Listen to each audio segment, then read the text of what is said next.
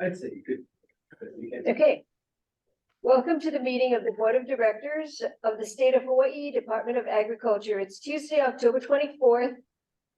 I am the chair, Sharon Hurd. Prior to calling the meeting to order, Stephen Dalton will explain how the public can participate in this hybrid meeting, which can be accessed by video conference, telephone, or in person.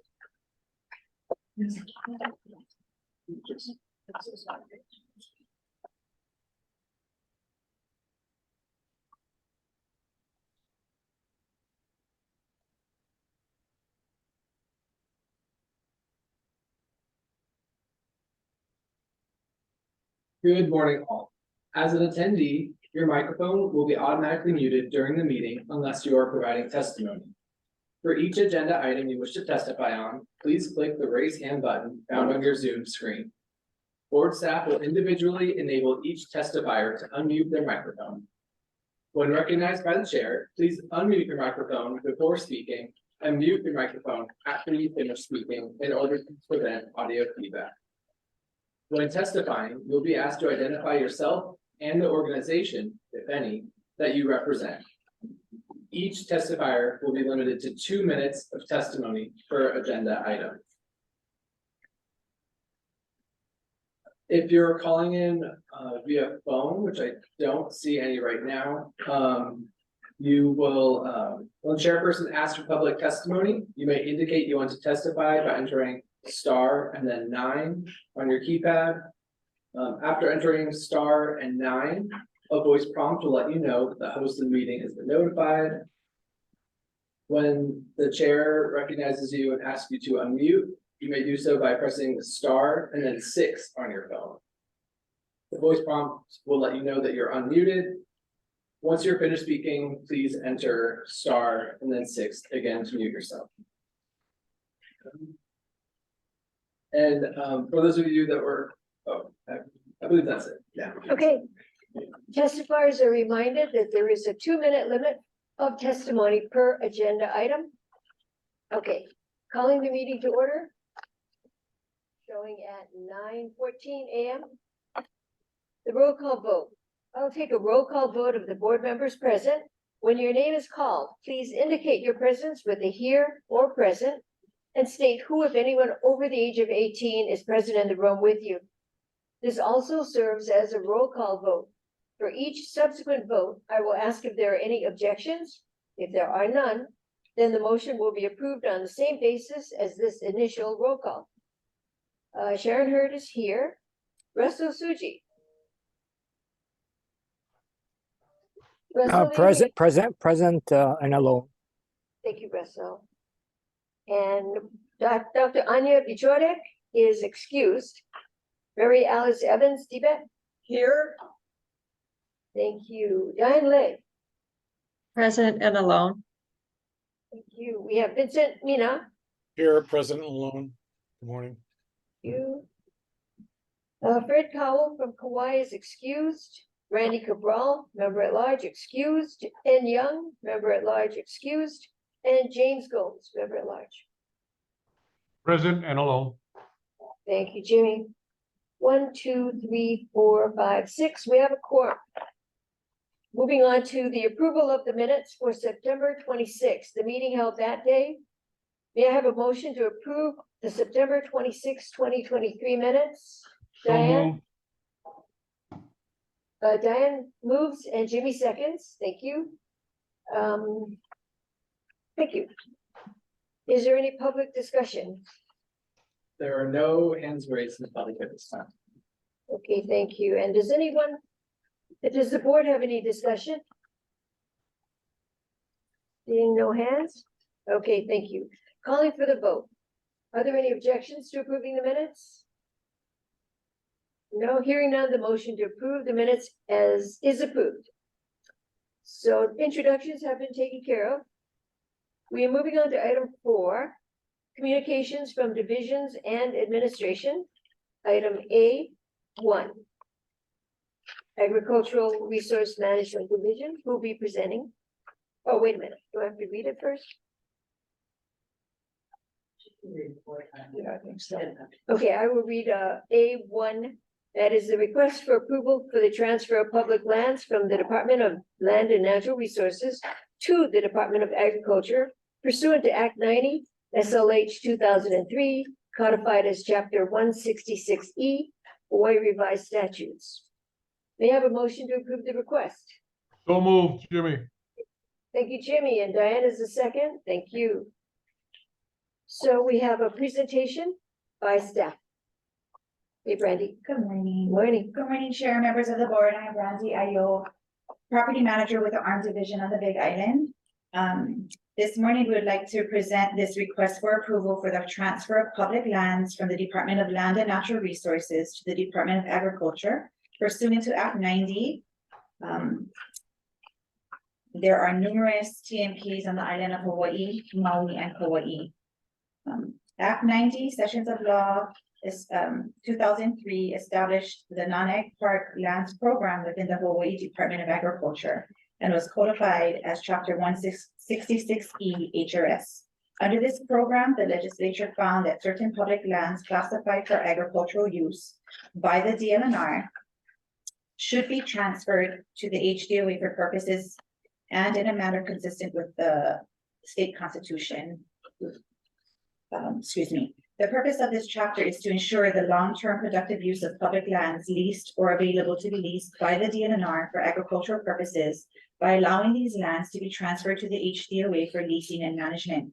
In accordance with the provisions of Act 90 SLH 2003, the Board of Agriculture must mutually approve of the selected encumbrances for transfer. Staff verified compliance of 99 parcels for approval by the BOA as listed in the attached Exhibit A. The recommendation is staff has reviewed the list of proposed parcels, performed its due diligence, and recommends that the board approve the transfer of the 99 parcels as listed above. Thank you. Thank you, Brandy. Does anyone from the public wish to give testimony? We recognize Nicole Galassi. Oh, bring it forward. Aloha, Chair Hurd and members of the board. The Hawaii Cattlemen, my name is Nicole Galassi on behalf of the Hawaii Cattlemen's Council. As you know, Hawaii Cattlemen's Council has been supporting the transfer of leases via Act 90 for many years now, some decades actually.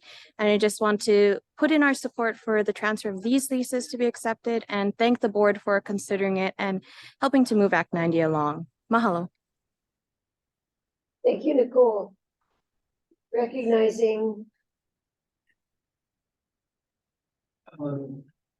that was it from the that public. was it from the It was public. just Jimmy has his hand up. Okay, But this- hearing no more comments from the public, recognizing board member Jimmy Gomes.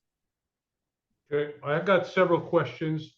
First of all, it's been long overdue in transferring these TMKs from DLNR to DOA, but I want to say mahalo to DLNR Don Chang and staff from DLNR, and also Sharon Hurd and staff from DOA. It's been 20 years of Act 90, 2003, that was introduced by Lorraine Inouye. And I want to say mahalo, for moving this over. One of the couple of questions I have, do you know what TMKs were not transferred to DOA that met Act 90 and why, or is there a time frame? And I got another question, but if you could answer that one, I'd be happy to hear that. Sure. There were a number of TMKs that are on the list, but the reason why they weren't selected at this time for transfer is a lot of them are landlocked. So it was either landlocked or the parcel was really small. So those are the reasons for the non-transfer request. Okay, and my other question, are there more TMKs to be transferred over to DOA, and what would be the time frame? That I'm not aware of any more TMKs. I'm only aware of what was on the list to be Well, transferred. Here on Maui, we have one rancher that has DLNR, and it's a Nobriga Ranch or Wailena Farms, and that's out on the North Shore, Kahakaloa. I think he has three DLNR leases, but whether, you know, that's been a stickler, but whether that's gonna be transferred or not, I was just wondering if it is or why, and if it's not, why not, you know? I know one was a water issue because the water intake that comes out of the mountain was one of the parcels that he was concerned about. Ready? I don't mind. Yeah, yeah.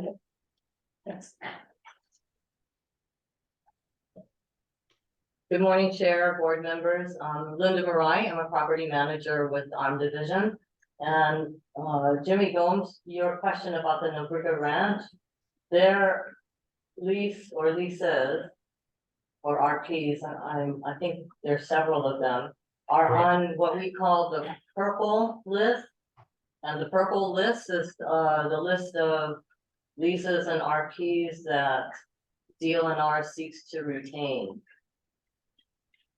So they're not available to us for transfer.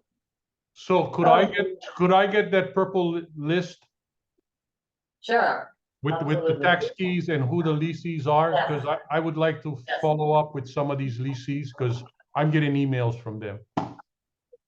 Okay, sure. We can send that to you, Jimmy. I'd like to do a follow-up comment. Yeah. That the list of lands that were deemed to be agricultural potential included a number of categories. The categories were DLNR approves for transfer. We call that the ones that Brandy and the group have been working on. Then there are other groups that DLNR prefers to retain. They're all part of Act 90. So we're working on, once we got through the ones that DLNR prefers to transfer, Chair Chang and I have been discussing the next phase of which parcels to look at, because Act 90 said all available lands deemed to have potential for agricultural production. So those lands are on that list. It's just not the ones that DLNR preferred to transfer. So we are working on the next group of parcels. It's just, these were the phrase that Don and I used, Director Chang and I used, was the low hanging fruit. The parcels that were ready to come over easily. Yeah, so we're not forgetting, Jimmy, to your point, we're not ignoring the ones that were on the do not transfer. They are on the list for transfer. It's just that the preference at this point is for us to take a look again and to see which ones can't come over. That's great. That's good. That's very good news. Thank you so much. That's what I would like to hear. Right on. Yeah. You got on low for that. No, hey, I'll hold you to it. Okay. Okay, so any other board discussion? Diane Lee? Mahalo, Chair. Yes, and thank you to both chairs and staff for working through this. This is we're making progress. Yay. And good communication with the board as well as the community at large. So appreciate that. I had a question for staff. There's several of these leases that are indicated as the character of use as ag-residence. Are those, they are in active agriculture, they just have a residence on them, and the others, I'm assuming, no residence? Yeah. That's one for you. Diane, thank you for that question. The ag residence use is a DLNR character of use. And yes, those that have that designation or use have a dwelling on them. And so but they are producing agriculture. But that is a DLNR use. Okay, thank you. Okay, thank you. I have a question for Linda. Okay. Yes, Linda, these leases that we have here in front of us, Exhibit A, how many acres? I didn't tabulate it. How many acres total? You know, of all these leases. yes, we have it here. Okay.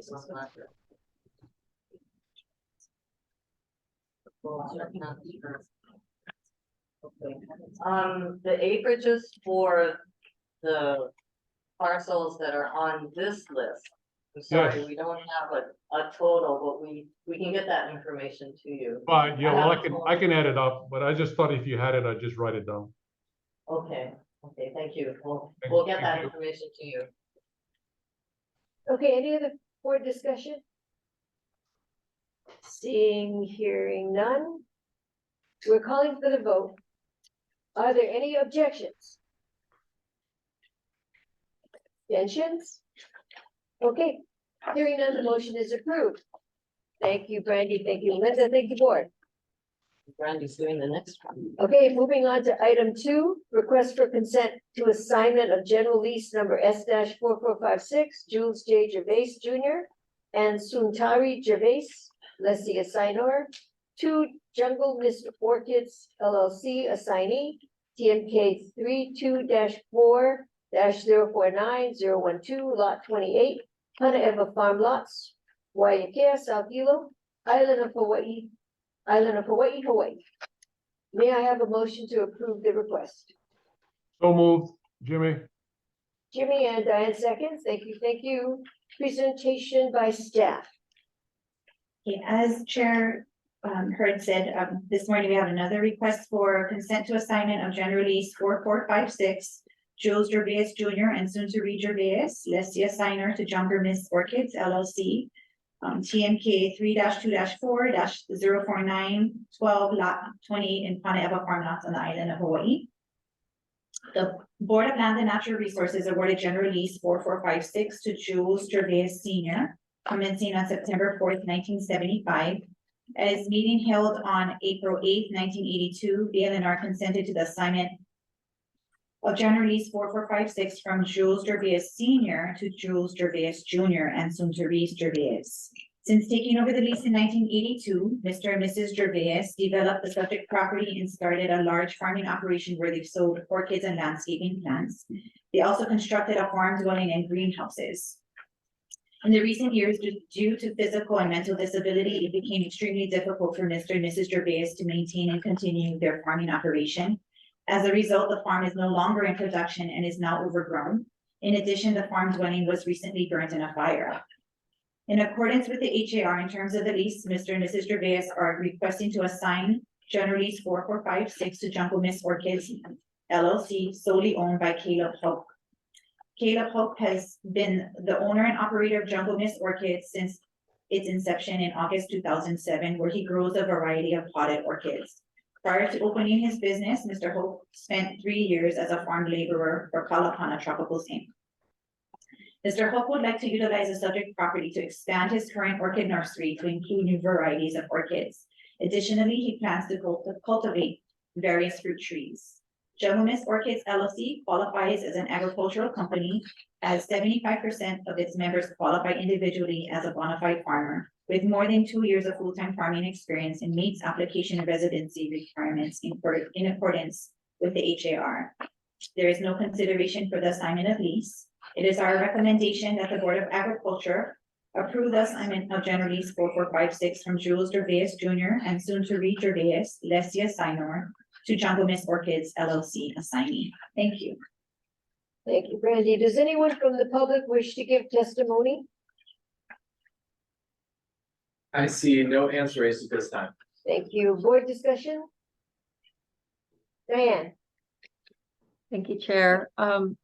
Staff, it's really unfortunate that there was, the farm dwelling was, on fire or caught on fire.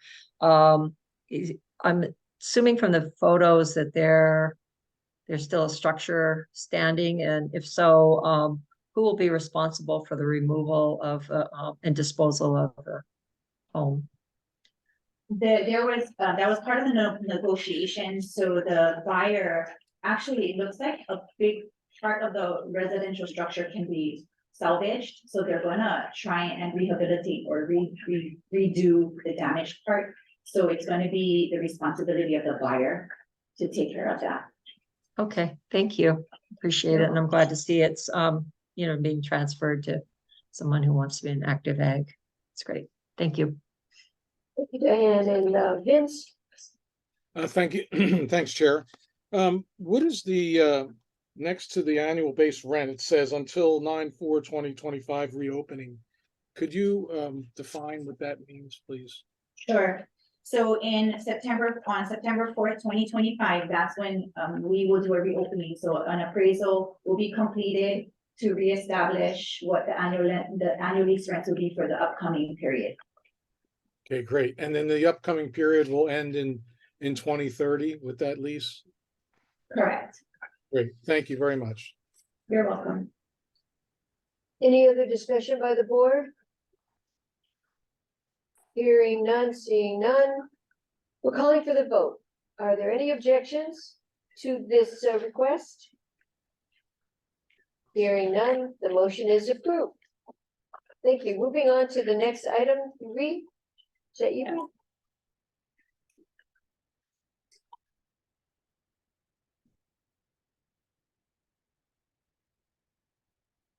Okay, go ahead.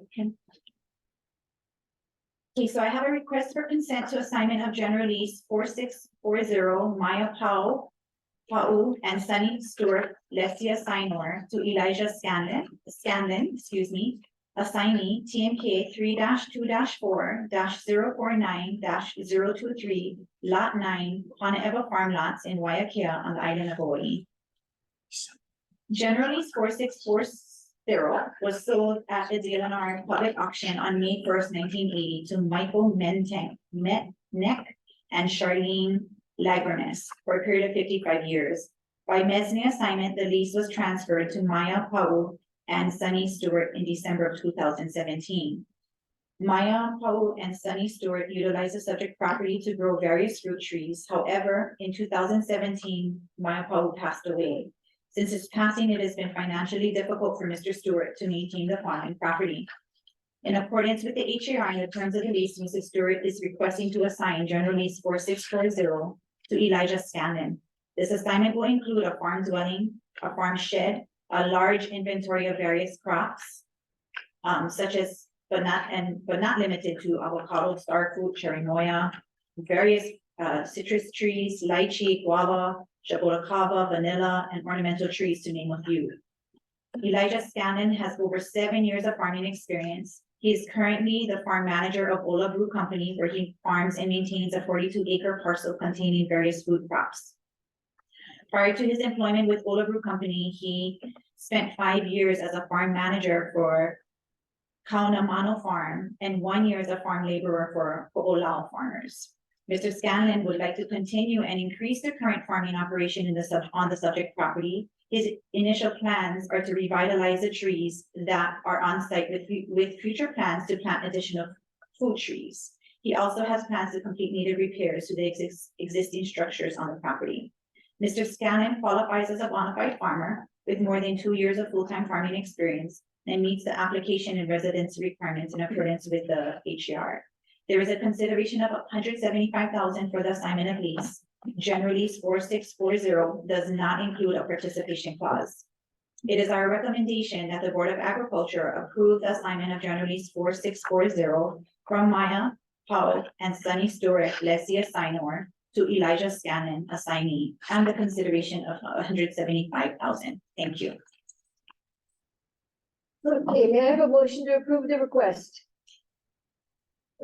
Vincent, thank you. Diane seconds it. Does the public wish to provide any testimony? There are no hands No raised. at this time. hands, board discussion. Vince. Thank you, Chair. Couple questions. The reopening will be for rent increase 2030, a potential rent increase. So that's about $500 a month right now. Is this gentleman looking to continue with Ola Brew and intention is to live on the land since there is a dwelling? I believe so, yes. And because, I always look at these kind of leases and wonder what the bread and butter crop going to be able to come up with the lease rent. And so He's actually on, I believe he's online if he wants to come forward and talk about it, but he does have, he plans to sell a lot of his produce to Olabru. But I see his hand up. You wanted to, you can. Yes. He can better answer that question, Vince, for you. Great, thanks a lot, Brandon. I'd like to call up kēna. Please state your name and organization.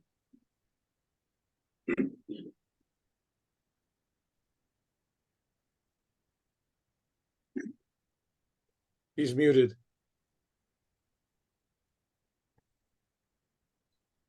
Oh, alo. You hear me now? Yes. Aloha po mea kako, e ke komike, me ka Paʻa Hoʻokele, o wau no Elijah ka ikena e tuale Scanlon. Yes, I do plan on continuing with Olabru and residing on the property. My bread and butter crop as I go through it will end up being the lychee, just because there are 45 mature lychee trees. Tangelo right now is a big crop that is needed on Olabru side. And I do plan on marketing to other restaurants as I have multiple friends that own restaurants such as Cafe Pesto, Moon and Turtle in Hilo, and another restaurant, Lehua, opening up at ʻimi on the University of Hawaii. But I stated in my proposal that the first 2 years I probably will not be showing profit because I think I have 3 years on the proposal. Showing that it's going to take all the pruning, all the trees have kind of grown into each other. Eventually, vanilla is going to be another one of the bread and butter crops. Currently, they're woven through all the citruses. So as I prune the trees, I'll be removing the vanilla and giving them their own private section to create a full production on that end. Great, thank you very much. All the best to you. Thank you. Mahalo nui. Vince, are we done? Yes, thanks, Chair. Okay, recognizing Jimmy. This is for Mr. Scanlon. My hat's off to you too, young man. You seem to be young, but anyway, my point is the house that we see here in the shed, being that guy had the lease from 1980, what condition is it in? Is it habitable for you to live there, or must you do repairs? Because you already said that you've got to go in and do some infrastructure with the orchard and the trees already. So, you know, it's been neglected. I'm just curious to know, or if you don't know, maybe staff knows, what's the condition of the dwellings, and do you have to put repairs in it besides the land and the trees? Yes, both of the structures need some repairs, such as gutters and some of the pukas in the roof. But structurally, it all stands. Plumbing still works. Electricity is all working. So it is inhabitable. Great, thanks. Mahalo to you. Mahalo to you. Any further board discussion? Seeing no hands, hearing none. Okay, we're gonna move to the vote. Call for the vote. Are there any objections to the request? Any abstentions? Hearing none, the motion is approved. Thank you, Randy. Thank you. Moving on to item 4.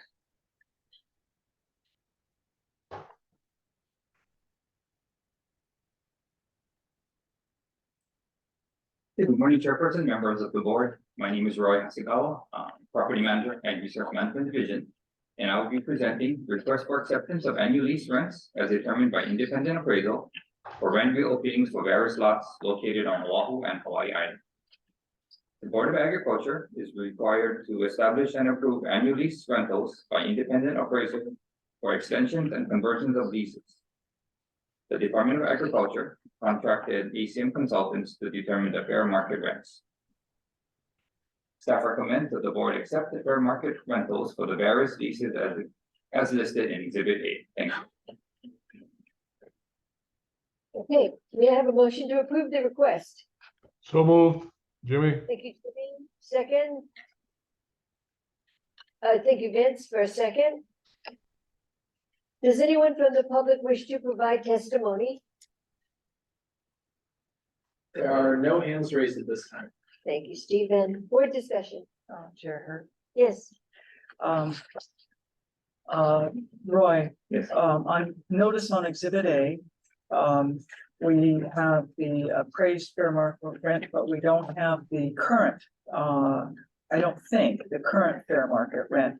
And I noticed that the percent rent on gross proceeds is set. Are for the island of Oahu, in Waimanalo, what is the percentage increase of the appraised fair market rental over the current rental for these three parcels? Okay, there was another one over the last page of your. Okay. Is that what you're looking for? Thank you. Yes, I am. Thank you very much.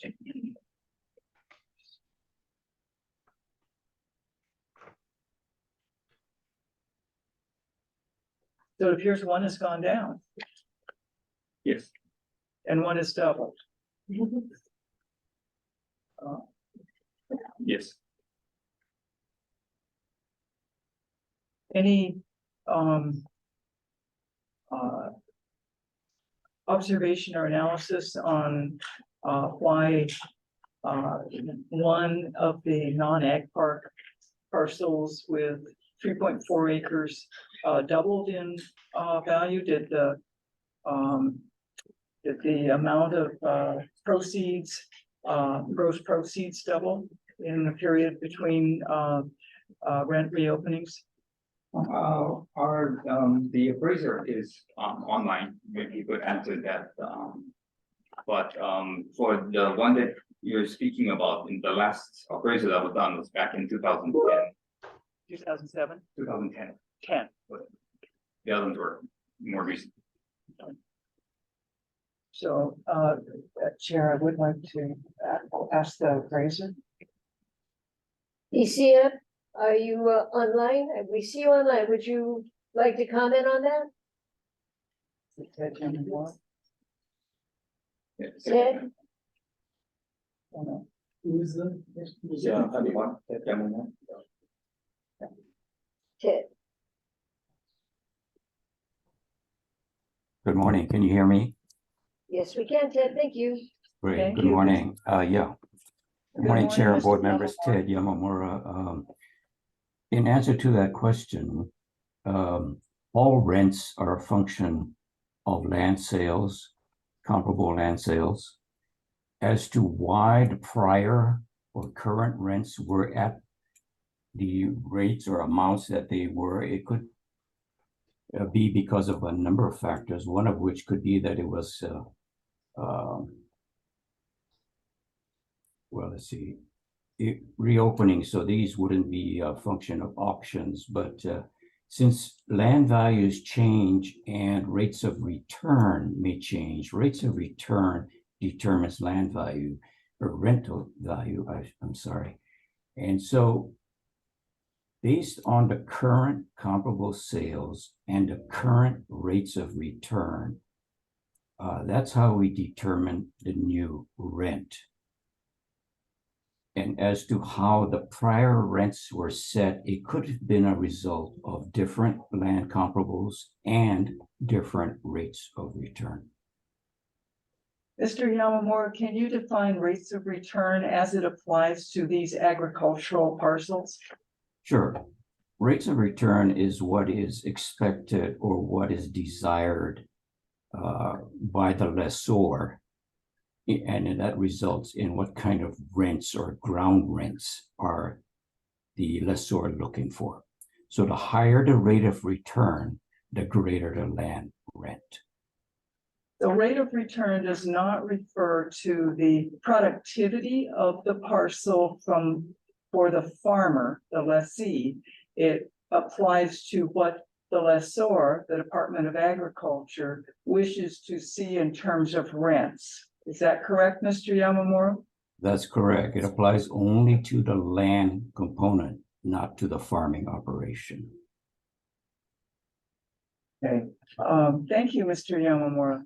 Sure. Chair Hurd, I'd like to express my concern with using rate of return as one of the instructions to the appraiser, the independent appraiser, because I believe that lease rents for farm parcels should be based on their potential for productivity to the farmer. And that charging, basing of the renewed lease rental on on comparable sales, which on Oahu, of course, reflect residential sales in addition, even in the ag district. And the lessor's desired rate of return makes it much harder for farmers to be able to make a living on Oahu. Thank you for listening to my Your concern. concern has been noted.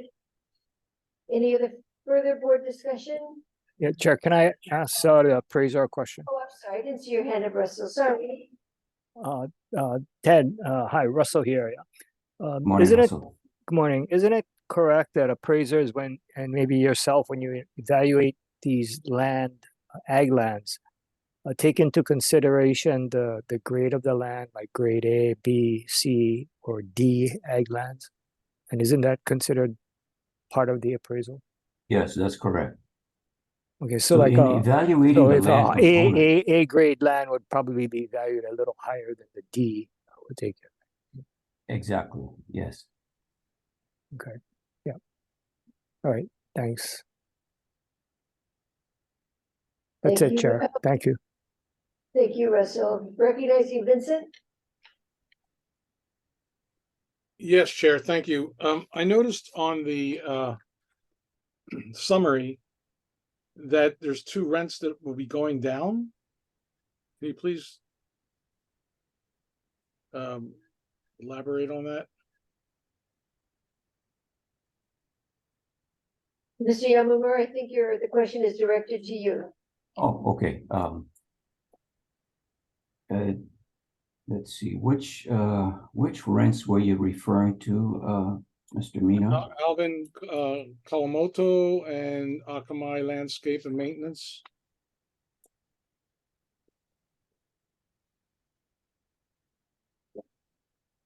On the last page of A19.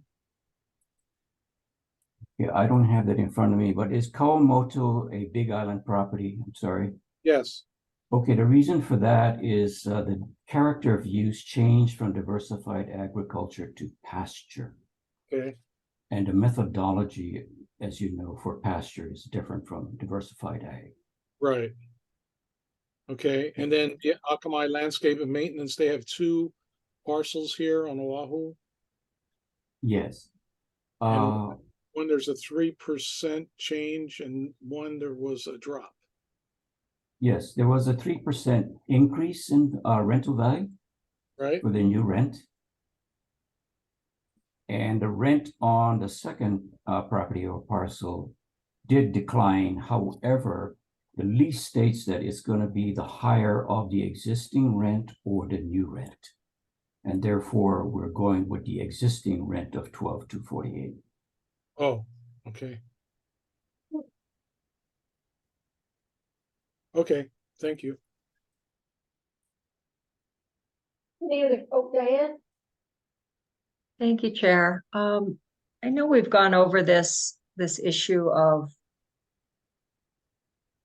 the board taking action to direct the division to secure an appraiser and take care of the process. But I guess, Mary Alice's question on the rates of return, I guess I don't know if the bells ever rang in my head before, but apparently that's within the authority of the department, whether it's the division, the chair, or board action. And I just want to understand who has that authority, because that seems like an important component, particularly as,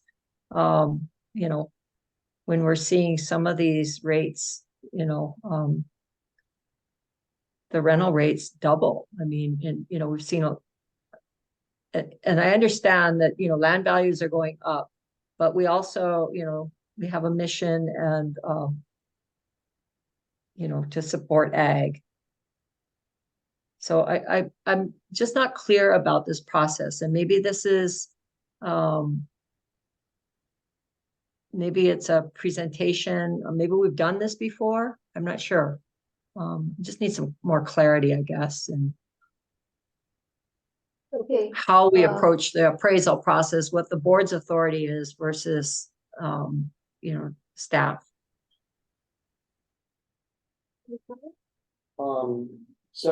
Diane, are you asking that this be scheduled, that this larger question be scheduled for a further discussion at another meeting? Yes, unless we've done it previously and I'm just like, don't recall, because I know it's a sore point with some of the board members. Okay. How we get at these rental rates and a big concern is the escalating cost of these rents. I mean, very rarely do we see one drop, and Vince's question was a good one. It's like, why do we see this one with a significant drop? But that's logical, but this rate of return it sounds like it's something that the board may have some authority to weigh in on, or at least have justification for how staff is getting at that. Just to help staff and to help articulate the question presented, I think what you're asking, and I'm going to say this so I can get feedback to make sure we understand clearly. I think what you're asking is initially, what is the existing lease requirements for the appraisal and how it is determined? I think second would be, what is the general standard in the system for how appraisals are done, including in this particular case, what are the assumptions that are made, and to what extent those assumptions can be changed consistent with standard practice. I think the third question you're raising is, even if it isn't consistent, what lies within the discretion of the board to make changes, or or to have a better understanding of what are the board's discretion to make changes, and what would the impact of exercising that discretion? That? Yes, I think that's fair. And also, what is the discretion of staff if it's not board discretion? Okay, so whose discretion and how is it exercised, or how could it be exercised? Okay. Okay, is just to make sure, does the staff understand the question? Okay. Brian, if I may, maybe in a context of also considering it in the context of public trust lands. And when you're considering the board's discretion vis-a-vis public trust lands, these are ceded land too. Oh, okay. Yeah, ceded land. I don't like to complicate it, but that'll. Yeah. Yes. Okay. That's fair. The ceded land question is another fair question element to involve in this. Yeah. So, and I guess if I can add to that, since it's part of. There's also our constitutional mandate to support agriculture. So, so how do we balance that? Where's that balance? Okay. Chair Hurd, could I recommend that this be placed on a future agenda for a longer discussion with a staff presentation? So noted. And Vincent has his hand up. Yeah, Chair, I would like to add to that future discussion. Thank you, Mary Alice, is this 1.5% proceeds. I mean, as a farmer, no one's giving me back money when I have crop failures. Mm. So I'd really like to see that visited and discussed. I think this is a good topic for future discussion. Thank you very much. Any other discussion by the board? Seeing none, we will call for the vote. Are there any objections to approving this request? Hearing none, the motion is approved. Excuse me, for future discussion, or we're approving this for? We're approving the motion for this particular request. And then we're noting for future agenda item, a discussion as part of old business. No. Okay. Okay, thank you. Okay, you okay with the vote? Yes. Okay, thank you. The motion is approved. Moving on to item 5. The next request is for acceptance of annual renewal of revocable permits located on Oahu, Maui, Hawaii Island, and Kauai. Annually, staff reviews its current revocable permits issued statewide. The RPs that are in good standing are recommended for renewal. The list of RPs statewide that staff recommends to be renewed for 2024 is attached as Exhibit A. Staff recommends that the board approve the continuation of revocable permits listed in Exhibit A on a month-to-month basis effective January 1st, 2024 for 1 year period through December 31st, 2024. Thank you. Okay. May I have a motion to approve the request? So moved, Jimmy. Jimmy, thank you. Second is Vince. Thank you. Does anyone from the public wish to testify? There are no hands raised at this time. Thank you, Steve. And board discussion? I have some questions. Okay, Jimmy.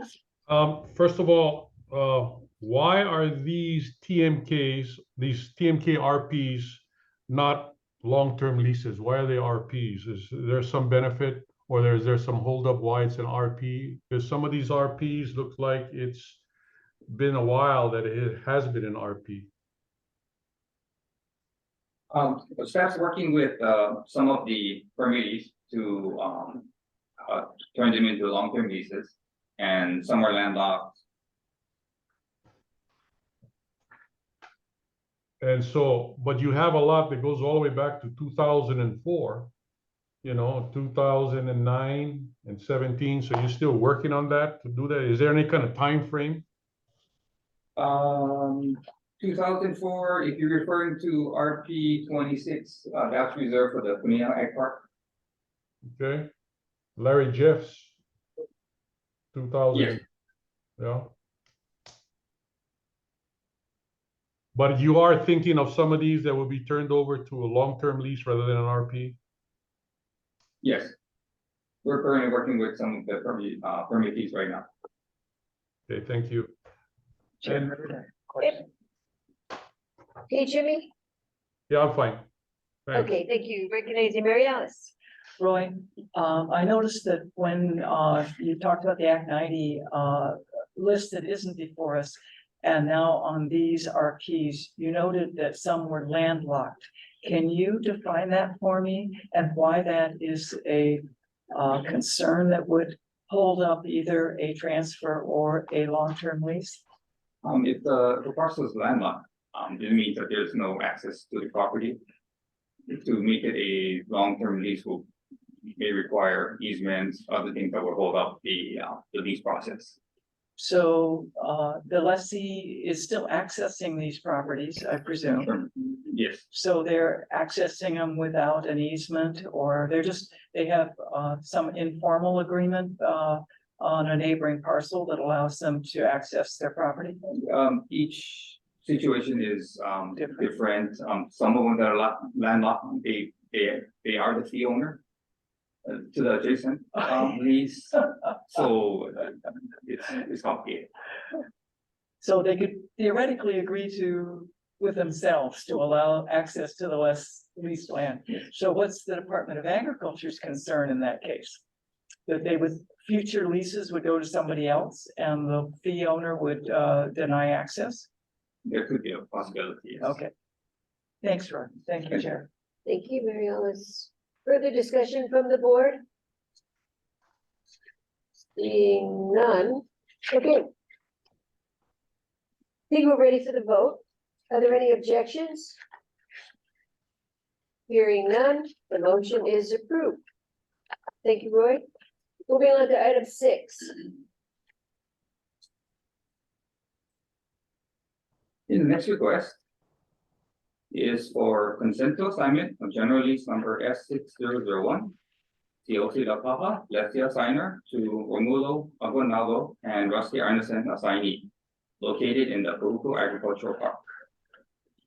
General lease number S6001 was awarded to COC Lautaha by the Board of Agriculture in 1999. Mr. Lautaha cultivates bananas, coconut, papaya, mango, avocado, and breadfruit on the farm. Due to declining health and being his wife's sole caregiver, Mr. Lautaha is physically unable to farm and is experiencing extreme economic hardship. He requests to assign general lease number S6001 to Renolo Aguinaldo and Rusty Arneson. Mr. Aguinaldo grew up on a farm and worked for the family's cattle business. He started aquaculture in 1986, farming prawns and fish on the North Shore of Oahu. He founded and operates Romi's Kahuku Prawns and Shrimp Hut since 1990, a roadside stand located along Kamehameha Highway and near the Kahuku Agriculture Park that serves fried and steamed platters of shrimp and prawns from his ponds that he maintains. Mr. Arneson is the CEO of Romi's Kahuku Prawns and Shrimp Hut. He started with the company in 2000, and his previous positions include laborer, hatchery technician, diesel mechanic, and general manager. Mr. Aguinaldo and Mr. Arneson would like to expand the operation by harvesting sunfish, fruits, and vegetables on the farm. The assignee has agreed to pay the lessee a consideration of $252,500 for the assignment of leasehold. The sale includes an inventory of mature trees and plants. In accordance with paragraph 17, assignments of lease, any net proceeds are subject to a premium percentage charge benefiting the lessor. In this case, calculations in accordance with this provision net $72,983 to the lessor. Staff recommends that the Board of Agriculture consent to the assignment of general lease number S6001 from COC Lautaha to Romolo Aguinaldo and Rusty Arneson, and accept a consideration of $252,500. Thank you. Thank you, Roy. May I have a motion to approve the request? So moved, Jimmy. Thank you, Jimmy. Second by Vince. Thank you. Is there any discussion from the public? Oh, we see a hand. Yes, I see a hand raised from Jess Cole. Please state your name and organization.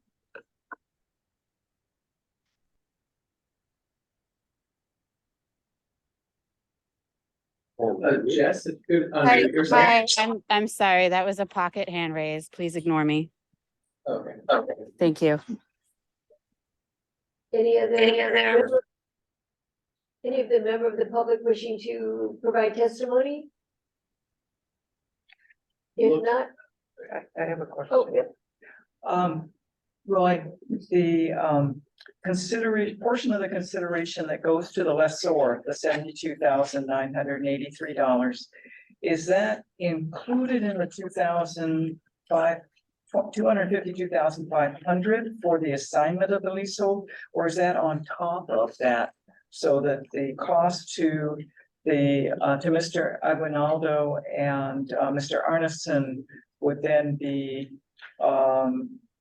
330,000 or something like that. Oh, okay. The total, the $252,500, the premium of $72,982 is taken from the $252,500, that's the current lessees. Thank you very much. Thank you. Thank you, Roy. Thank you. Recognizing Vince.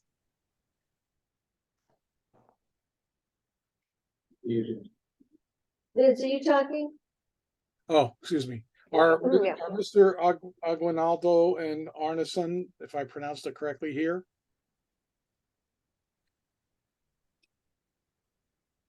I have a question for that. Oh, sure. Yes, the Romy and Rusty are both here. But would you like me to call one of them forward, both of them? Yeah, since they're partners, it seems, in the business, just that they could answer a business question. Okay, I'll allow them both to talk and we'll see which ones. Let's see.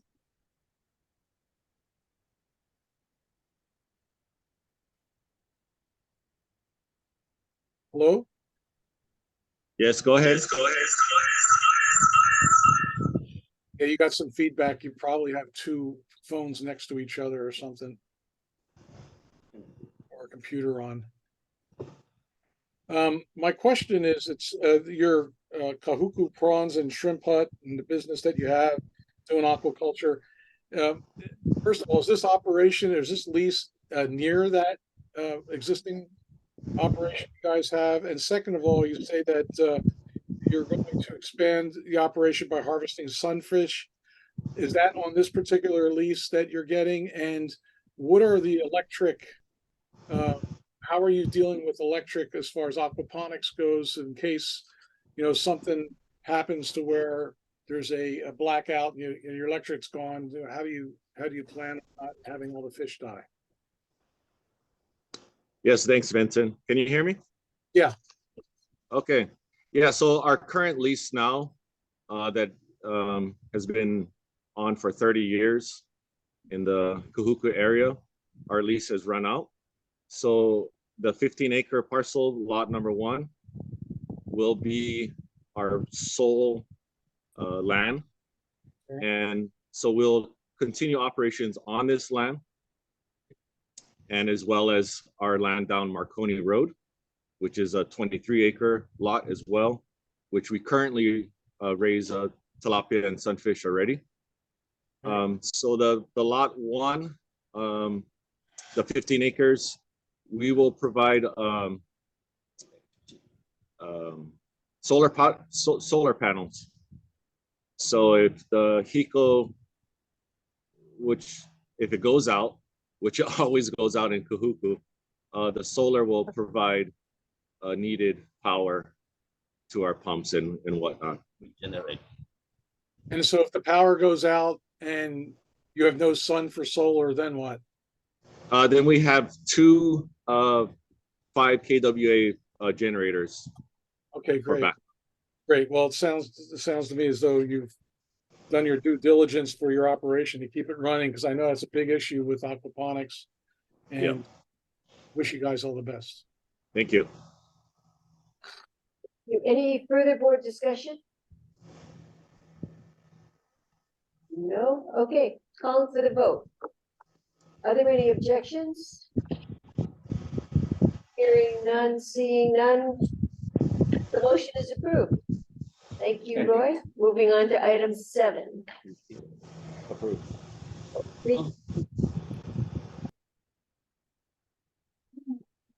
Okay, good morning, Chair and members of the board. My name is Corey Kuike, and I am a property manager with the Ag Resource Management Division.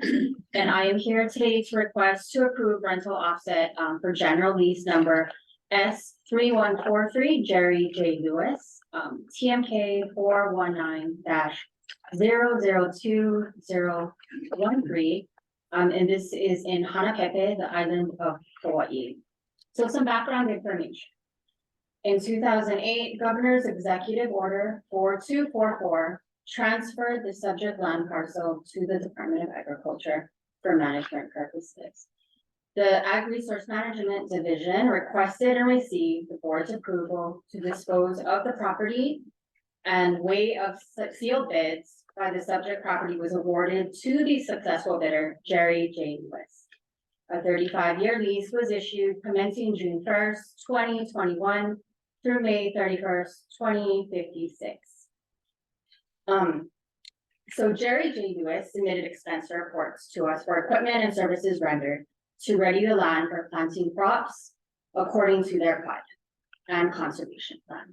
In addition to clearing the premises of large overgrown trees and invasive plants, which is still ongoing, the lessee worked with local law enforcement agencies to remove the homeless encampment and trash and numerous abandoned vehicles.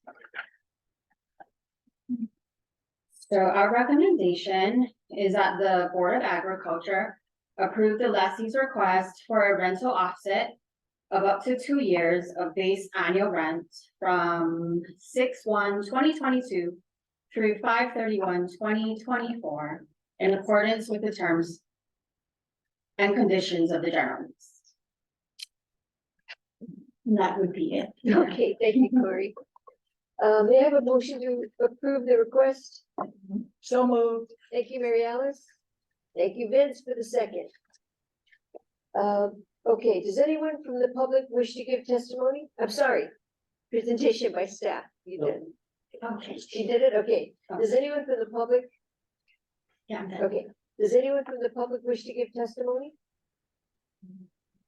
There are no hands raised at this time. Okay, board discussion.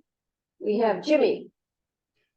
Question I have is, I guess staff looked at the expenses from the receipts that was provided. What was the amount of, what was the expense amount? Do you know what was that? Can you tell me that? How much? I think the receipts, I don't have the receipts in front of me, but, Linda and I did go to Honolulu to get those receipts for him, and they exceeded the amount of his lease rent. A lot of it was for the heavy equipment, and the fuel that comes with the heavy equipment, and other things that he had detailed, explicitly on those receipts. But like I said, I don't have the receipt with the board submittal.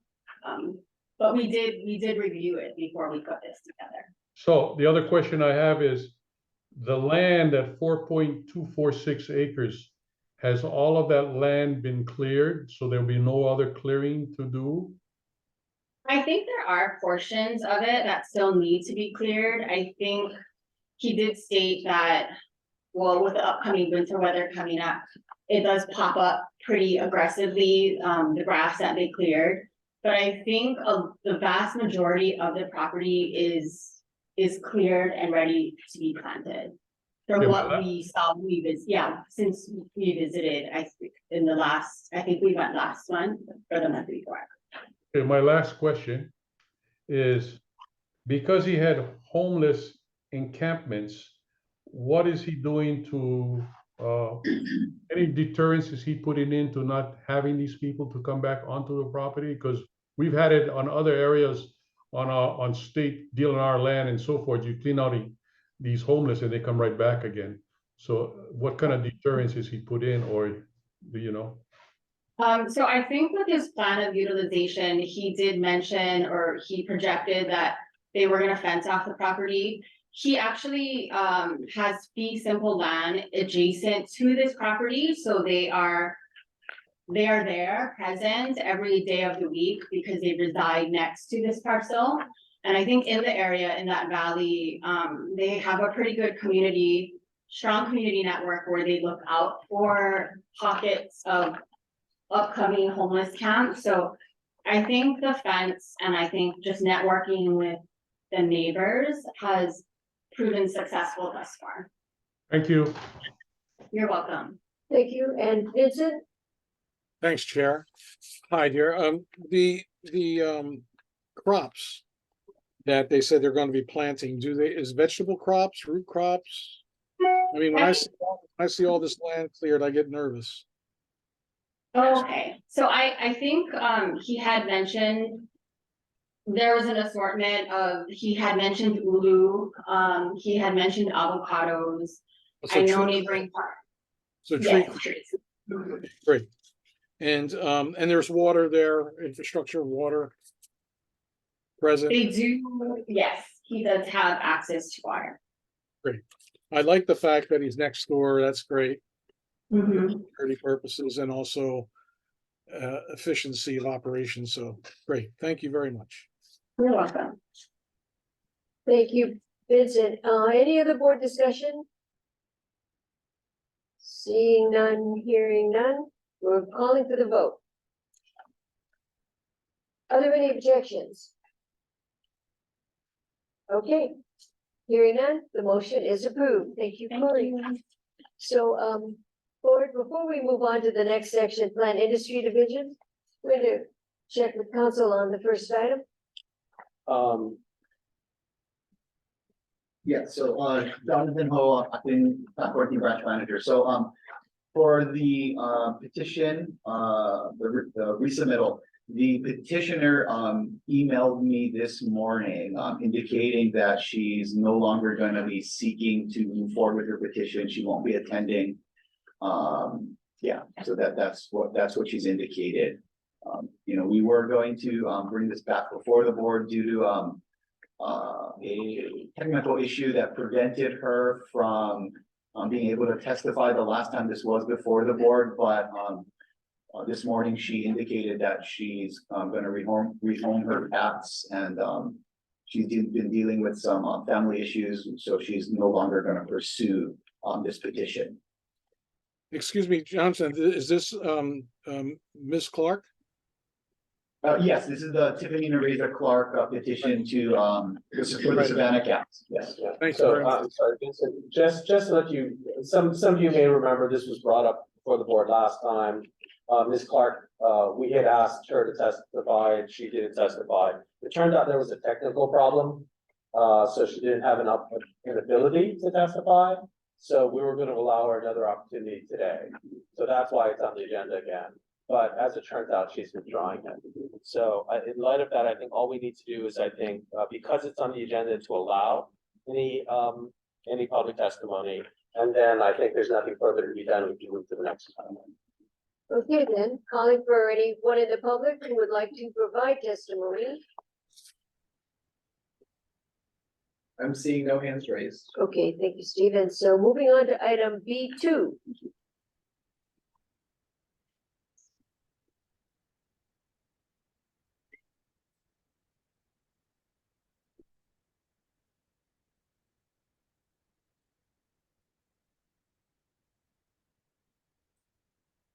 All right. Good morning, Chairperson and members of the Board of Agriculture. Can everybody hear me? Yes. Thank you. My name is Melanie Putnam, and I'm the non-vertebrate specialist for the Hawaii Department of Agriculture Plant Quarantine Branch. And I have the following requests to allow the importation and possession of up to 3 plain zebras, Equus burchellii, or Equus phagua burchellii, animals on the list of restricted animals Part B by permit for non-commercial use in an animal sanctuary by 3 Ring Ranch Inc. And 2, update the permit conditions for the importation and possession of up to 3 plain zebras, animals on the list of restricted animals Part B by permit for non-commercial use in an animal sanctuary by 3 Ring Ranch. May I have a motion to approve the request? So moved. Thank you, Mary Alice. Any second?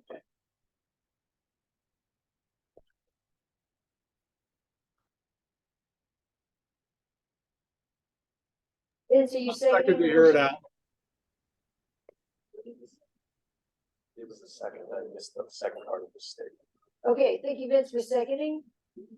Okay, so, does anyone from the public? Can I present? Yeah, okay. Presentation by staff. Thank you. Thank you. Okay, so if we turn to page B5 of the submittal, to refer to the first PQB or one of the PQB notes located on B5, which states the PQB has previously approved an import permit for Ann Goody 3 Ring Ranch on January 7th, 2016 for 2 female zebras. Please refer to attachment 1. The PQB has previously approved a possession permit for Ann and Norman Goody 3 Ring Ranch on September 2nd, 1998 for 2 zebras, 2 orcs, and 1 African crown crane.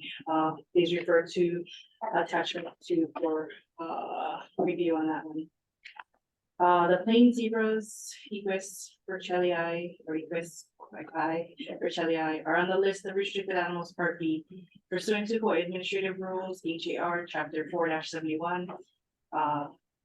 Equus burchellii may be imported into Hawaii for government use or private and commercial use, including research, zoological parks, or aquaculture production. Please refer to attachment 3 for the species proposed for this import. The next PQB note states pursuant to section 4-71-2 HAR, private use means use of non-commercial purposes such as nonprofit research and does not include individual possession of an animal as a pet. Animals on the list of restricted animals Part B are not necessarily available for import for all of the possible restricted B list purposes. Examples include private and commercial use, including research, zoological parks, or aquaculture production, but only for those restricted B list purposes determined appropriate by the board. For example, placement of an insect or bird on the list of restricted animals Part B does not of itself establish that the bird or insect may be imported for private or commercial use or aquaculture. Certain organisms on the import list may not be appropriate for all of the import list purposes. The project request provided by the applicant is to provide a partner zebra for the resident 8-year-old zebra mare Patty at Three Ring Ranch. The purpose also provided by the applicant states zebra partners needed for resident zebras who is currently the solo zebra at Three Ring Ranch, creating a high stress situation. She's a herd animal without a herd. The objective of this submittal provided by the applicant states to resolve the critical stress situation and allow Patty and new animals to live safe lives at Three Ring Ranch. Okay, if we can go to page B10 of the submittal, it has the historical background. Historical background is located on page B10 and B11 of this submittal, which states and lists brief summaries of prior permits issued for plain zebras for similar purposes. If we can go to page 11 of the submittal, this applicant's request was submitted to the advisory subcommittee on land vertebrates for the review and recommendations. The recommendations and comments can be found on pages B11 through B13 of this submittal. I received a total of 4 out of 7 advisory subcommittee recommendations. And from the recommendations that I did receive, 3 recommended approval to allow the importation of 3 plain zebras, animals on the list of restricted animals Part B, by permit for non-commercial use in an animal sanctuary by Three Ring Ranch. And 1 advisory subcommittee member had no recommendations, however, provided comments for review. For question number 2, I received a total of 4 out of 7 advisory subcommittee recommendations, and from the recommendations that I did receive, 3 recommendations recommended approval to update permit conditions for the importation of 3 plain zebras, animals on the list of restricted animals Part B by permit for non-commercial use in the animal sanctuary by Three Ring Ranch. And 1 had no recommendation or comment. Moving along to page B15 of this submittal, this request was submitted to the Advisory Committee on Plants and Animals Advisory Committee on its meeting on October 2nd, 2023. The synopsis is located on pages B13 through B17 of the submittal. The first PQB note in the advisory review located on B13 states a post-entry inspection of the current zebra exhibit at Three Ring Ranch, Inc. was conducted on October 4th, 2023. The second PQB note on the advisory review located on page B16 of the submittal states, after reviewing PQB determined that there were no other zebras in the state in a sanctuary or other similar facilities. Okay, moving on to the next PQB note, it states to address Chair Oishi's comments regarding possession, the title of the submittal was changed to include possession. Moving along, B17, page B17 of the submittal. Chair Oishi asked if there was any more discussion on the motion. Hearing none, he called for a vote. Vote was recommended, the vote was to recommend approval. It came out to 1 to 5, 1 was aye and 5 was nay. This motion was denied, therefore the recommendation by the advisory committee to the board is to disapprove this request. Also located on page B17 of the submittal are the proposed import conditions, which you can review. Moving along to B18, the first PQB note in the proposed import conditions section located on page B18 states that proposed import condition number 3 was amended to clarify that female restricted articles could potentially be imported. The intent was not to limit importation of males only.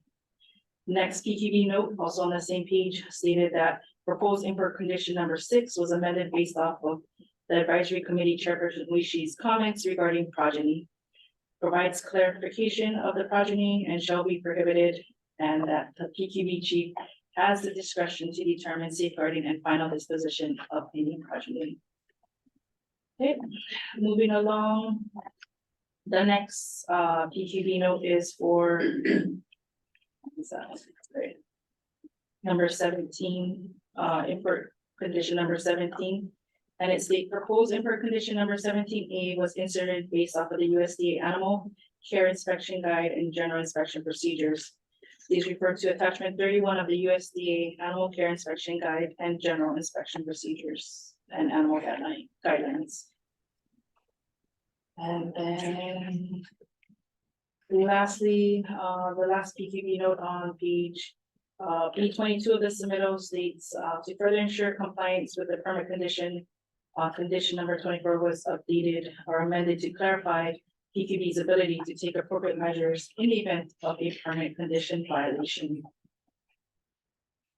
Okay. If we can turn to page B24 of the submittal, please refer to the staff recommendations located on page B24, which states, due to the inconsistent recommendations from the advisory subcommittee on land vertebrates, favorable recommendations and comments, and the advisory committee on plants and animals recommendations to disapprove, the PQB is not making a recommendation regarding the approval of this request.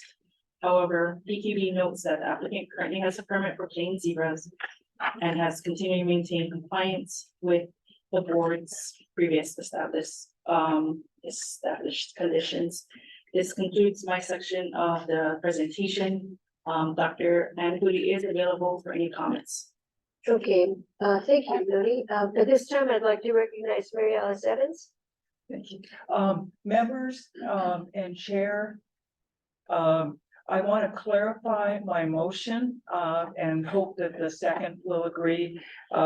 Instead of, making a motion for the staff recommendation, which is, no recommendation, I'd like to clarify that my, motion was to approve the permit to allow, the, plain zebras, to be, imported.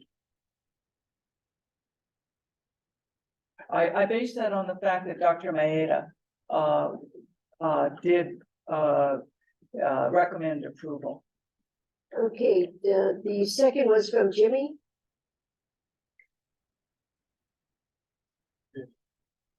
Oh, the second The was from second was Vince. not from me, it's from Okay. Vince. Thank you, Jimmy. So Vince, based on the amendment to the motion, to revise, would you still be offering a second? Yes. Okay, so the motion, as I understand it, is to approve the request. That's correct. Okay, so thank you, Jimmy. Sorry, Vince, thank you. So now, thank you, Noni. We are moving to any public discussion. We do have Ann Goody with her hand raised. I'll allow her to speak.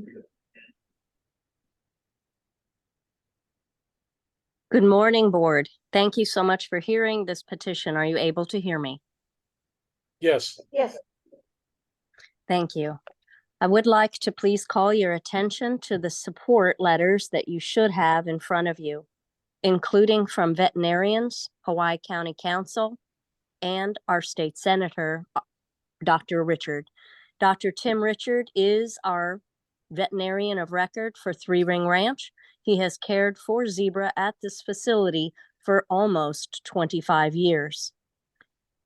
His letter of support shows what he believes in our program, in our care, and our abilities to provide lifetime care for zebra. We are a sanctuary. This is what a sanctuary does. It provides lifetime care for animals in need. And while doing so, it provides an opportunity for our Hawaii young people to gain experience that allows them to move forward in their chosen career within science, within education, within veterinary medicine. I hope that you will be able to review the petition and see that we have been fully compliant with Hawaii Department of Ag in all of our zebra care. In 25 plus years, we have never had an escape, negative outcome with a human, or with anything that could be considered of issue with the state of Hawaii. We hope that when you review this application, you will see that there are people who are very cautious, and we believe caution is good. But if you look at our record, if you look at our history, and if you look at what we were able to provide, I think you will find that a voting yes for this request makes sense.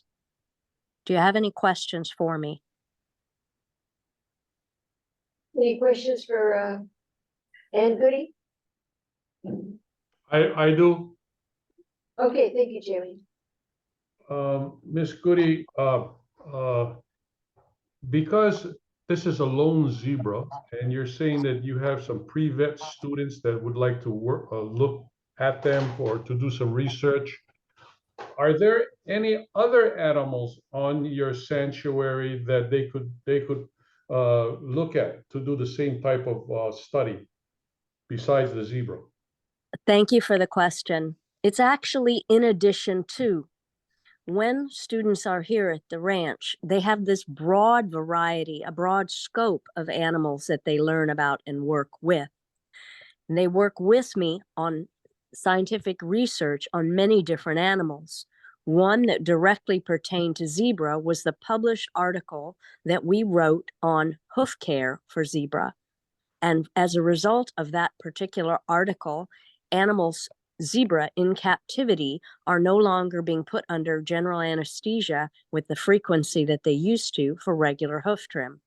58% of all captive zebra die as a result from anesthetic complications, and our research helped lessen that. We have other animals here at the ranch, including the lemurs that you approved for importation from the Puerto Rican Zoo, and those animals provide the opportunities for behavioral research and physical care research as well. It's not saying any one animal could fulfill the needs of a student in order to gain experience. It's by having a variety that allows our students to excel, and 100% of our students have gotten into vet school. 100%. Okay, so and I can see that, and I hear, and I know that you guys are great stewards in your animal sanctuary. But this is one lone zebra that you're trying to bring in some companions, and these companions will be neutered and spayed and so forth. But wouldn't it be easier to ship the zebra off back to another state who has zebras rather than bring in 3?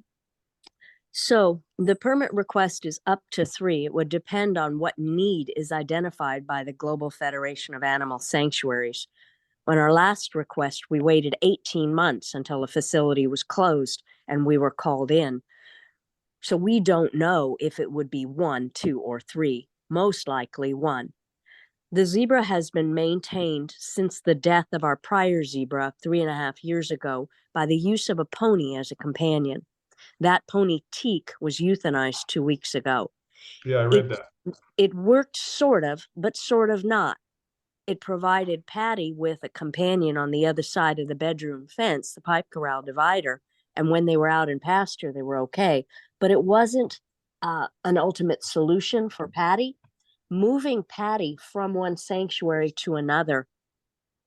Sanctuaries do move animals, but it is not like a zoo moves an animal from place to place. Once an animal is accepted, we're obligated to provide it with a lifetime home. So it would have to be an extraordinary situation where we would take an animal who's at a sanctuary and transport it to another. It's just not something that's done.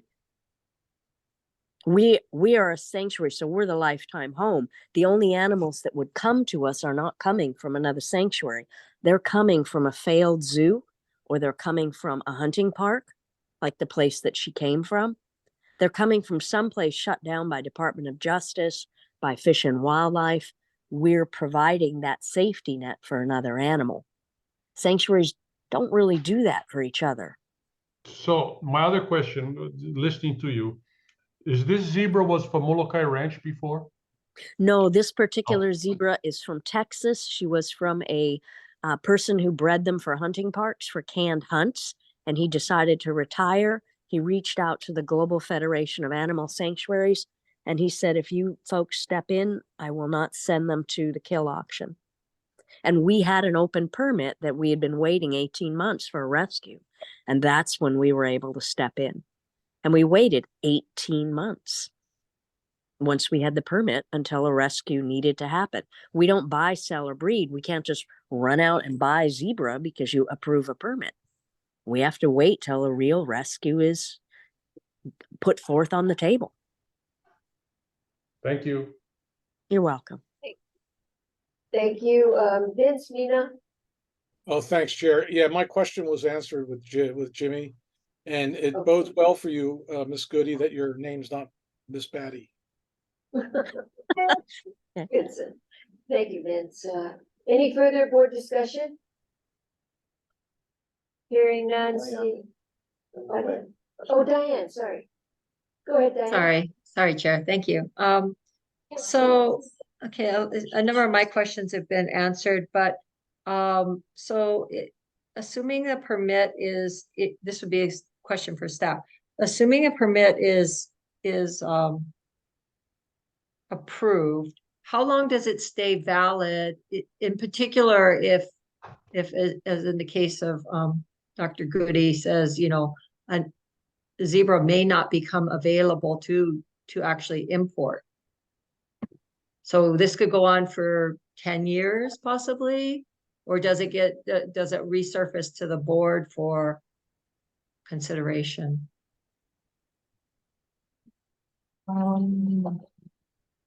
Each request is case by case. For this one, if a permit is approved and issued, the permit is good for up to a year. If there's no imports within that year, I would say that, yeah, recommendations could be to either go back to the board for another time, or with it, if she doesn't import, still have it as, and then once she has the animals available, let her import it. So, yeah.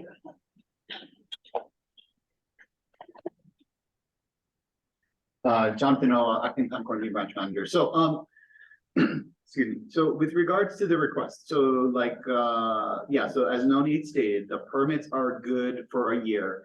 And generally speaking, you know, you issue a permit, the importation occurs, and then, you know, the permittee will comply with the conditions. In this particular instance with Dr. Goody, and you know, the fact that she doesn't necessarily know that, you know, where, not necessarily where, that she is going to be able to import. You know, the idea of the permits being on a case-by-case basis is per importation. At least that's our understanding. So if we were to, if the board, should the board approve this and we issue the permit and she does not import or does not find an animal, a suitable animal in time, you know, reissuing the permit as is, you know, or, you know, or waiting until she has an eligible animal and then issuing her permit at that time is not something that's unreasonable from our standpoint. I mean, it's not like if say you guys approve it, we're gonna issue it today, and you know, yeah, generally speaking, that's what we would do. But in this case, you know, we can work with the applicant to kind of manage the time frame so that it's, you know, we're not constantly issuing permits while she's waiting, and it's just a little easier to manage, I think, from the standpoint. Oh, well, I have it, you know, 6 months from now. Okay, we can issue a permit in a couple of weeks, and you know, we can go through that process. Yeah, there's a bit of flexibility. It's not that, say you approve it today, you know, 18 months later, it's going to have to come back. The way that we understand the conditions, it's each importation is on a case-by-case basis. So you guys would be approving this individual importation from the places that she's proposing. And then a future importation after that would require the board's subsequent review and approval. Hope that answered the question. Thank you. I think so. So then I guess I have a couple of questions for Dr. Goody. So I'm not clear whether or not from your application, it looks like you lined up someone or another sanctuary or another importer, I'll just call it, I don't know what the title is, to possibly secure a zebra from, but then you said I have to wait. So how that works, Diane, thank you for the question, is that I had to put down a name on that as a placeholder, a location. So I put down Pat Craig, the Wild Animal Sanctuary, because I had just worked with them on the lemur permit, and they are the largest sanctuary in the United States within the accreditation network.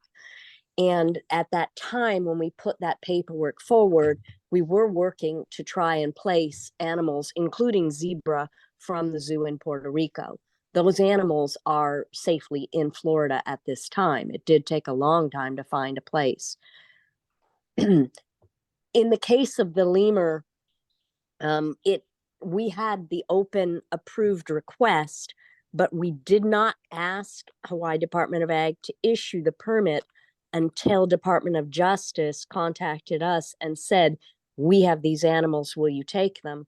At that time, I reached out to Noni at HDOA.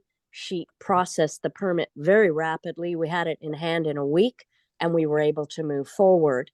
The lemur approval, I believe, and Noni can correct me if I'm wrong, the approval was about 15 months prior to our requesting the permit. And that's how it worked, how it was being explained, that once we identify the animals, we say we found them, here's the permit request, and they issue them really quickly. And if there is a change on the shipper, then we request that at that time. For example, the lemur permit was originally requested as the Wild Animal Sanctuary, and I believe it was changed to the name of the veterinarian, or it may have been the other way around, but there is flexibility on that end. Okay, thank you. I appreciate that because, yeah, I know I saw something in the media about the animals coming from Puerto Rico or something, and I thought, well, wait, I thought the board approved animals coming from, I don't know, the upper Midwest or something. So, okay, that kind of clarifies, the flexibility needed in this specialized area of work you do. Learning a lot. So I have a couple other questions. One is about particularly the students.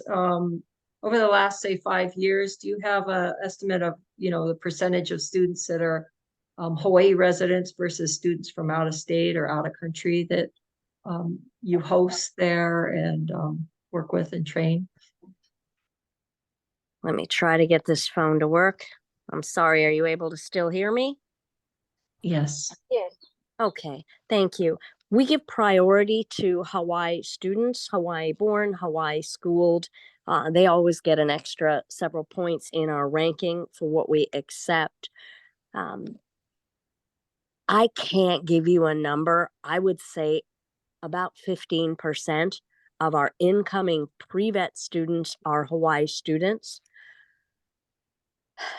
It may be a little bit more, but that's the number who request getting into the program.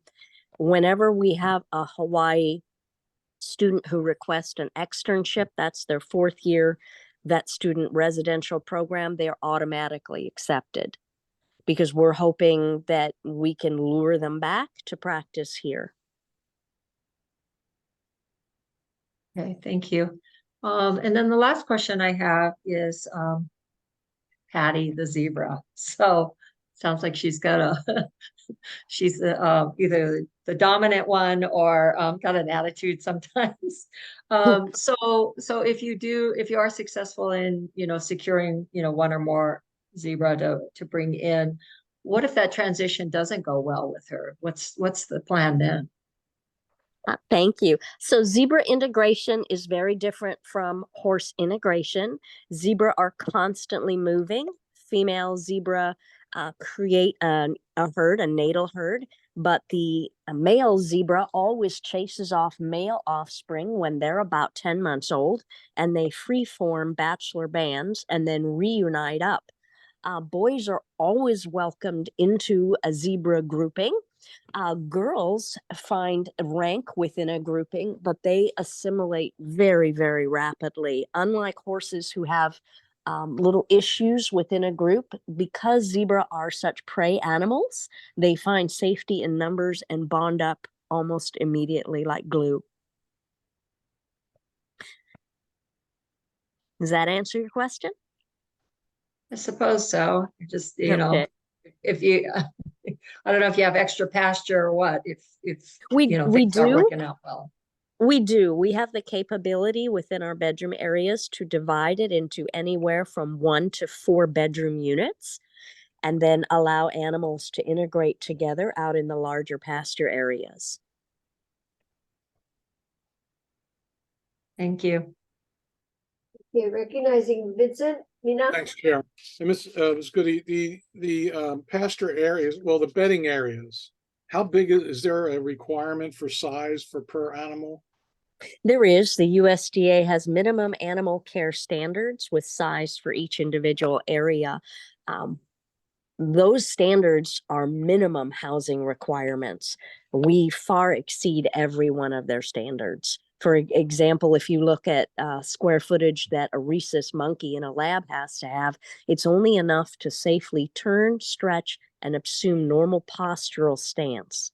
It's the minimum areas are very, very small. Right. Those requirements are pretty horrible. And also, are you doing anything regarding having all these animals? What are you doing regarding fly management and feces management? Are you using anything like LAB, lactic acid bacteria, and treating these areas? Well, so our manure is picked up by an organic coffee farmer. He loves it. He comes every week. So our manure in the bedroom area is the only area that's picked up. Our manure in the pastures naturally composts down in. And so Josh Baranian picks up our poop every week, and he's very thrilled to get it. So he will love having additional for his coffee farm.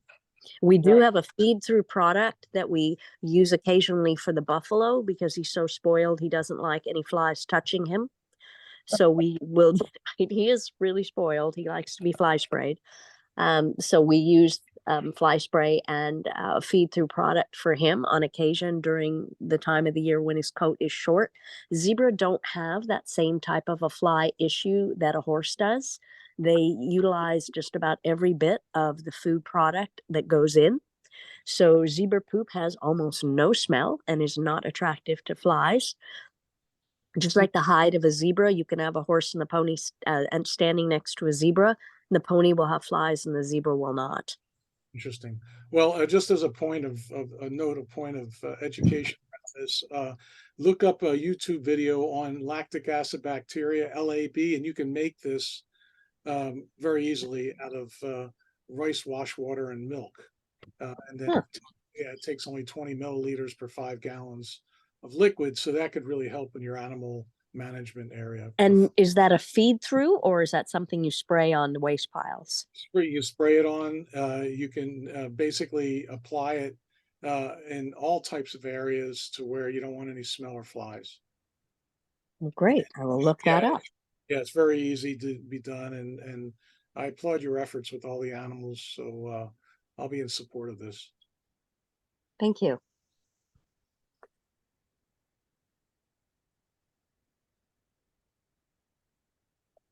Dr. Goody? Yes. You know, you talked about the male zebras being dominant and so forth.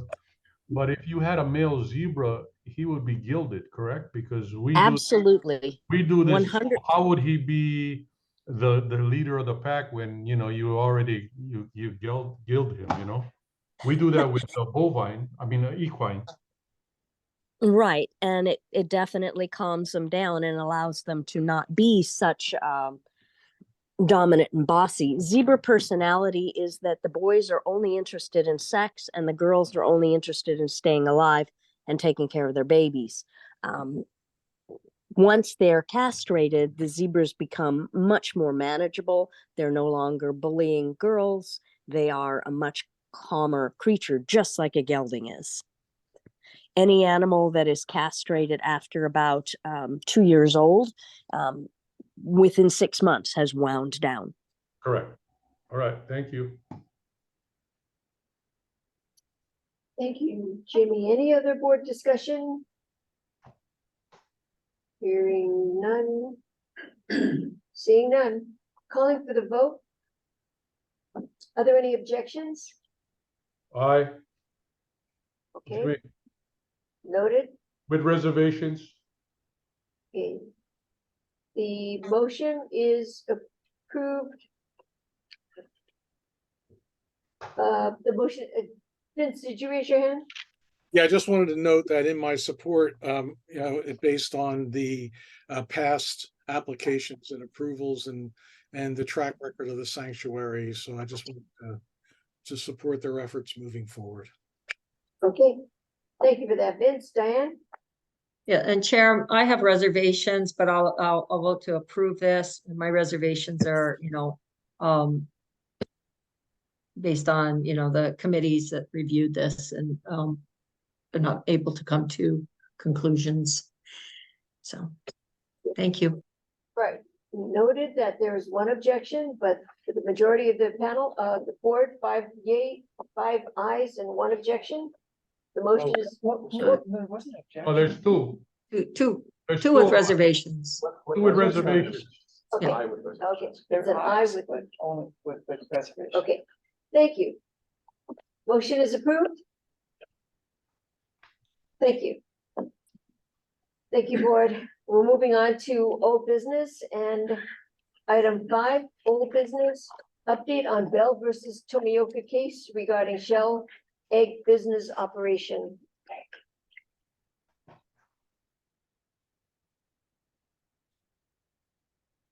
Good morning, Chairperson and members of the Board of Agriculture. My name is Keith Otsuka. I'm the acting manager with the Commodities Branch with the Quality Assurance Division. And we were asked to give an update on the Bell versus Tomioka case. So this is an update on Bell versus Tomioka case regarding shell egg business operation. At the July 25th, 2023 Board of Agriculture meeting, the Quality Assurance requested 1, to consult with the board's attorney regarding a petition for declaratory ruling submitted by Mr. Joseph Bryan regarding HRS sections 147.75 et al. Grades and standards, part 5, chicken eggs, notice of grade and size and related administrative rules, and 2, for delegation of authority to the chairperson to respond to the petition. The Board of Agriculture declined to respond to the declaratory petition because the matter was in litigation at the time of the meeting, and the dispute did not appear to be based primarily upon HDOA's rules and statutes, and any party could raise this issue after the litigation had completed. So the update is on Friday, August 4th, 2023, Mr. Joseph Bryan, Kelly Tomioka's attorney, sent an email to Quality Assurance Division stating that the case had been settled with unexpected benefits to all parties. Mr. Ryan further stated that he will talk with Kelly Tomioka about withdrawing the petition, but as of today, no requests for withdrawal has been received. Okay, that was just old business. Any? Chair? Yes. Can I ask, those unexpected benefits, did they give you any hint? Mr. Ryan didn't tell you what they No, were? I was expecting a follow-up communication from him, but haven't heard back from him yet. Thank you, Chair. Thank you. If Keith, if there is an update, you'll make it known. Yes. And Just Vince. sounds like everybody's eating omelets. Okay, thank you, Keith. There's no new business. Item 7 is a response for the board on the director's reports. Your responses can be found in your packet. And That being said, there's no further business in front of the board. Can we move to adjourn? So move. So moved. Thank you, Vince. Second is Mary Alice Evans, and so we are adjourned. Thank you. Thank you. Aloha, everybody. It's gonna be 10:54. Very good.